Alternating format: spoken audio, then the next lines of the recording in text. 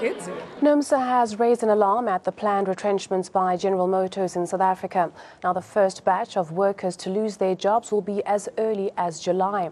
Last week, GMSA announced their exit of the country and selling their local operations to Isuzu. Yesterday, they met with labor union Numsa to unpack their planned disinventing from the country. Of the 1,500 General Motors local workforce, about 600 will be retrenched by July this year. Now, this is something that Numsa has sounded concern about, citing that it will mean even more job losses, such as because of closures impacting companies in the value chain.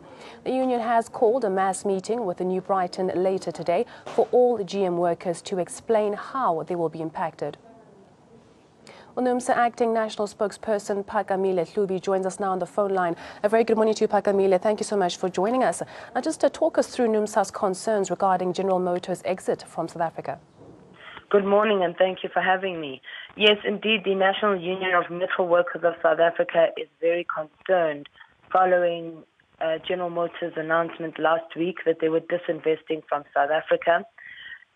General Motors employs over 1,500 workers at its plants in Port Elizabeth, and this decision to disinvest will have a massive impact.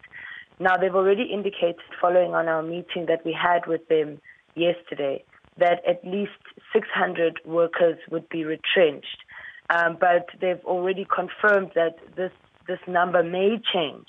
And that, of course, is of great concern to us as Numsa, because it's very likely that the numbers of people who would lose their jobs would actually be much higher than the estimated 600 that General Motors has put forward.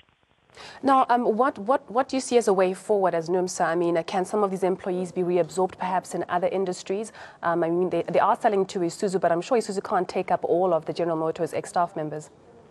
Well, you see, by issuing a Section 189 with the CCMA, what General Motors is effectively doing is they are confirming that not all workers in its operations would be absorbed by Isuzu, and therefore retrenchment is something that must take place. So that's why they've already identified that at least 600 workers would be retrenched. We believe it might be more than 1,000 in reality, and the reason we say this is because as a plant as big as General Motors, which employs that number of people, there are businesses that are related to or functioning in this industry. So as General Motors winds up its investment in South Africa, all those related businesses or companies will also suffer the impact of that decision. So we are expecting job losses of at least 1,000 people in Port Elizabeth as a result of this decision. Why we're calling for a general meeting with our members this afternoon is because we need to unpack the details of this agreement. We need our members to understand how this decision will be affecting them. And it will also give us an opportunity to gain more information so that we can assist them in ensuring that going forward we can negotiate the best kind of packages for them.